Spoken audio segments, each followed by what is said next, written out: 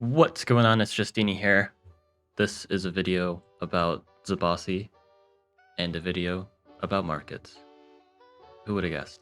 Anyway, yeah, gameplay. I've been training for the World Championships and whatnot, and I've been playing a lot of Zebasi games, so you guys are going to see a lot of Zebasi games. I hope you're not tired of Zebasi games, because you're getting a lot of Zebasi games. But yeah, we're doing a funny construction opening, just 3 warrior construction, pretty typical stuff. We have very good windmill spots in these first 2 cities. This city is garbage, but it doesn't actually matter. I go for fishing because I want to get the explorer off of it. I get explorer there anyway. Get the meeting stars. They go for riding. This is a mirror match if you couldn't tell, because the opponent is also Zebasi. But yeah, fishing still ended up being useful for better explorers, despite the fact like it's not that useful economically right now. It is entirely to get the better explorers. But now I can do a nice upgrade here, plus upgrade that city, get the explorer. Hoping to get the lighthouse, but I just don't, so it's gonna have to come from this city, which is fine, I guess. I can do that. But I'm just going for upgrades. I can kind of see with this like central lake, it's best to go very greedy here, especially since the opponent has like some port spots, but not a lot. And I already have construction. I just need to go right in roads trade. My windmill spots are great. I go for hunting because I have animals and I want it to be efficient and use them. I don't think that's actually the right play here, but that's what I did. I just felt like doing that. I guess there's like animals here as well, so hunting's not terrible. I just don't know if it's actually optimal. Now I go riding. Use animals to upgrade this. I'm just getting the bare minimum for defense. That sword there is pretty cool. I don't get roads pre-cap because I can just upgrade this and get Eye of God, and that gets me more economy in the short term than the 2 stars that I save from buying roads. I can get my giant going. Get the Park of Fortune there. City Wall. Now they really can't break through there, even if they wanted to. If I didn't get City Wall, they could have done like some road and scout play, so I have to acknowledge it. They siege, which actually does nothing.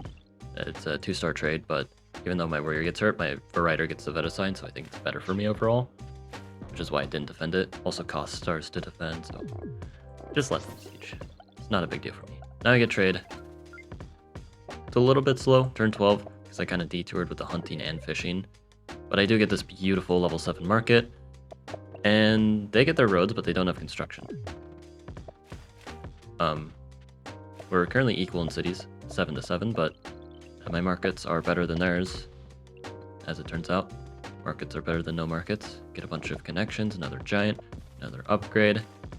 Now I'm getting in the water, and they can't really do anything about it. They go for ramming. Very scary, but I have riders already, so I can kill their rammers with the Juggernaut. Bada bing, bada boom. Both rammers are dead. More markets. And I have, yep, now it's a level 8. Would have been even higher than level 8 if there wasn't a level cap, but it is what it is. Star Persian is just going to keep going up, setting up more markets with the border growth and port spots. They're going to be able to chip away at this one Juggernaut, but there's just not really a way they can deal with the rest. I even just retreated just because. Not really necessary at all, but I might as well save the Juggernaut if I feel like it. And yeah, here you can see these are gonna be potentially level 7 markets over there. The economy is just gonna be going insane. I think you guys kind of know where this is going, so yeah, get the big markets, 65 star per turn to their much less than 65 star per turn. Get climbing now. They don't resign for a while. Now 70 star per turn. And I'm just completely overwhelming them. They have nothing here. I have aquatism. I have like everything. So they lose. And I win because markets are good. I'll go ahead and cut to another game. Alright, here's another moment. This time not against Zebasi, it's against Kiku, but same principle applies. I see a lot of water and bridge spots near me, but I don't have any port spots. Well, besides this one, which definitely isn't enough. So it's construction time. I also skipped this village because I really want to reach back here. I know there's like at least 2 villages back there. Kind of just has to be. There's a ruin there, which is annoying, but I'll grab the lighthouse. A little bit of a detour for that. I'm already setting up some pretty juicy markets. I go for hunting. I do have a lot of animals, so it is just right here, in my opinion. Like, I even have an animal, multiple animals even, there. Now I go climbing, grab the rune, get some vision.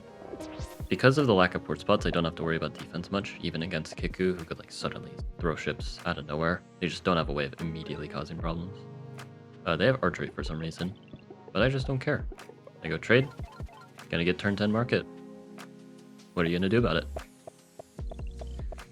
This was with like a climbing detour as well, like, and hunting, and I'm getting a turn 10 market. Like, that's not bad. Meeting stars definitely helped, but still, I'm just boom. Level 6 market, turn 10. Zebasi is very quick with the markets. They're like the fastest tribe for markets in the entire game. Faster than Hodrick, faster than Barter even, which is the next fastest, I'm pretty sure. And then Yadek also would be up there. But Zebasi is faster than all the other tribes of markets, and it really shows. Like, you don't even need assistance from ruins to get turn 10 markets, just meeting stars and a construction opening. And there's even like that other really, really greedy opening, which you guys have probably seen because that video has a lot of views, where you just get construction like really early and trade nothing to get like turn 8 markets and stuff. That one's fun. I've been playing around with it. It's not actually practical. It's a little too vulnerable, but it's very funny nonetheless. We can see my economy is actually not like doing amazing, but I'm mostly just, it's because I'm being very greedy, setting up my border growths and stuff. Another border growth, lots of border growths. You know, when you have markets, you want to have as much space as possible because you have all these stars. You want to use them somewhere. Very slow to upgrade my markets, just getting the giants. Probably could have gone markets first. Now I go fishing. Now I set this up. You can see very particular locations. But because I got that first market so fast, like, it doesn't matter that I'm being really greedy and very, very inefficient with my future markets because I have so many stars anyway. Now I get the Explorer. I think you guys kind of know where this is going. They don't have any markets. They have 1, 2, 3, 4, 5, 6.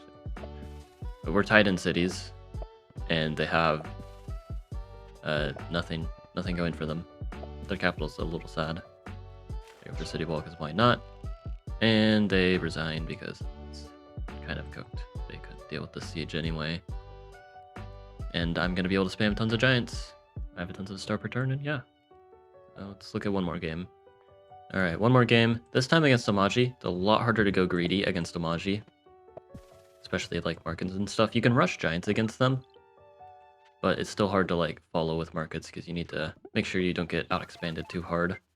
Because then your markets don't actually matter that much. I go construction opening, grab lighthouse. I'm a little greedy here, but I know that the suburb should be relatively safe, and if it isn't, I get a giant and take it back anyway. Explore just to get some vision, see where they are. They're in the south. Should be fairly obvious.